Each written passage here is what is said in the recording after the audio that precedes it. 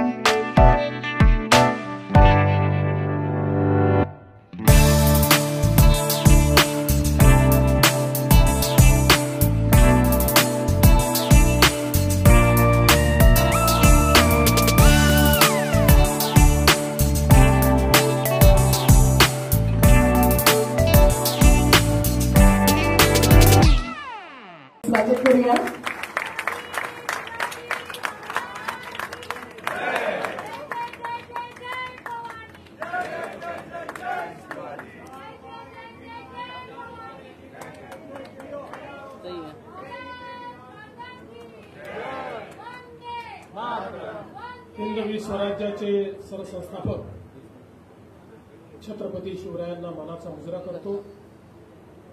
भारतीय राज्यघटनेचे शिल्पकार भारतरत्न डॉक्टर बाबासाहेब आंबेडकर यांना मानवंदना अर्पित करतो। आज गांधार फाउंडेशनच्या वतीनं या ठिकाणी उद्घाटित झालेल्या डायलिसिस सेंटरच्या उद्घाटन कार्यक्रमामध्ये मंचावर उपस्थित ज्यांनी या कार्यक्रमाकरता मी आलं पाहिजे असा मला आग्रह केला ते आमचे मित्र आमदार योगेश सागरजी, आपल्या गोरेगावच्या लोकप्रिय आमदार विद्या ठाकूर, आमदार अतुल भातखळकरजी, आमदार प्रवीण दरेकरजी, गांधार ग्रुप ऑफ कंपनीजचे चेअरमन श्री रमेश पारेखजी, डॉक्टर श्याम अग्रवालजी, श्री समीर पारेख, संपूर्ण पारेख परिवार या ठिकाणी उपस्थित सर्व भगिनी आणि बंधूंनो, आज अतिशय समाधानाची गोष्ट आहे की गांधार फाउंडेशनच्या वतीनं पारेख परिवाराने या ठिकाणी एक मोफत डायलिसिस सेंटर सुरू केलं आहे। आपल्या सर्वांना कल्पना आहे की अलीकडच्या काळामध्ये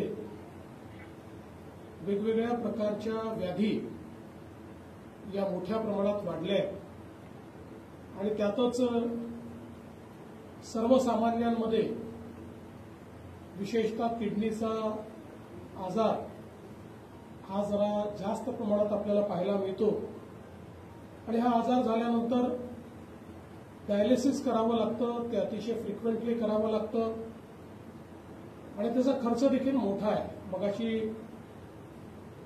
योगेशजींनी सांगितलं की त्याचा जो खर्च त्यांना म्हणजे कुठलाही त्या ठिकाणी प्रॉफिट न घेता 1150 रुपये येतो आणि खासगीमध्ये जर आपण बघितलं तर 2000 रुपये 2500 रुपये त्या ठिकाणी चार्ज केला जातो आणि म्हणूनच सामान्य मध्यमवर्गीय निम्न मध्यमवर्गीय या परिवारांमध्ये खूप एक अडचण तयार होते। अनेक वेळा सेवा शुश्रूषा घेणं टाळलं जातं आणि त्यातून व्यक्तीची तब्येत अजून खराब होते, त्याचं जीवन देखील कमी होतं आणि म्हणूनच मोठ्या प्रमाणात डायलिसिसच्या व्यवस्था या झाल्या पाहिजेत या दृष्टीनं अनेक चांगल्या संस्था पुढे आल्या आणि त्यांनी आपापल्या परीनं हे डायलिसिस कसं सबसिडाईज करता येईल अशा प्रकारचा प्रयत्न केला. पण मला अतिशय आनंद आहे की गांधार फाउंडेशनने या ठिकाणी हे जे काही डायलिसिस सेंटर केलेलं आहे याच्यामध्ये रोज 30 लोकांना मोफत डायलिसिस देण्याचा त्यांनी निर्णय घेतलेला आहे. ही खरोखर अतिशय आनंदाची गोष्ट आहे. यामुळे गरजूंना खूप चांगल्या प्रकारे परिणामकारकरित्या त्या ठिकाणी मदत मिळेल. योगेशभाईंनी जे सांगितलं ते खरं आहे की शेवटी सेवा ही महत्वाची आणि व्यक्ती आपल्या जीवनामध्ये आपल्या व्यापारामध्ये आपल्या मेहनतीने मोठा होतो. मोठ्या प्रमाणात संपत्ती देखील तयार होते. पण खरी संपत्ती ही ज्यावेळी लोक आपल्याबद्दल 4 चांगले शब्द बोलतात आणि ज्यावेळेस आपल्याला लोक दुवा देतात त्याच्यापेक्षा मोठी संपत्ती जीवनात कुठलीच नसते. आणि मला असं वाटतं की ती संपत्ती कमवण्याकरता गांधार फाउंडेशनच्या माध्यमातून पारेख परिवाराने असे अनेक उपक्रम सुरू केलेले आहेत की ज्या उपक्रमातून गरीब आणि गरजूंना त्या ठिकाणी मदत मिळते आणि त्यांची दुवा ही संपत्ती रूपाने तुम्हाला या ठिकाणी मिळते. मला असं वाटतं की आपल्या संपूर्ण भारतीय विचार व्यवस्थेमध्येही आपण असं समजतो की समाजातल्या प्रत्येक व्यक्तीला जगण्याचा अधिकार आहे आणि त्याच्या जगण्याकरता व्यवस्था ही समाजाने उभी करायची. समाजातले दानशूर, समाजातले सिद्ध, समाजातले जे लोक संपन्न आहेत अशा लोकांनी समाजाचा विचार केला पाहिजे असं आपण आपल्या भारतीय दर्शन व्यवस्थेत नेहमी सांगतो. पण सगळेच असं करतात असं नाहीये. पण निश्चितपणे पारेख परिवाराने तो निर्णय घेतला आणि वेगवेगळ्या उपक्रमांच्या माध्यमातून या ठिकाणी सामान्यांची सेवा आपण करता आहात. मी आपल्याला एवढंच सांगतो की आमच्या विद्यार्थ्यांनी सांगितलं त्याप्रमाणे या सेवेमुळे निश्चितपणे तुम्ही जे जे काही कराल त्या प्रत्येक गोष्टीत तुम्हाला भरभराटी मिळेल. ती प्रत्येक गोष्ट तुमची ती मोठी होईल. म्हणून सेवेचं हे व्रत तुम्ही असंच सुरू ठेवावं.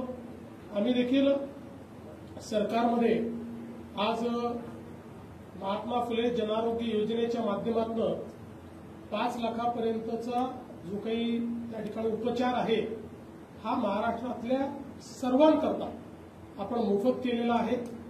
त्या ठिकाणी कुठलीही त्याच्यामध्ये आता अट ठेवलेली नाही.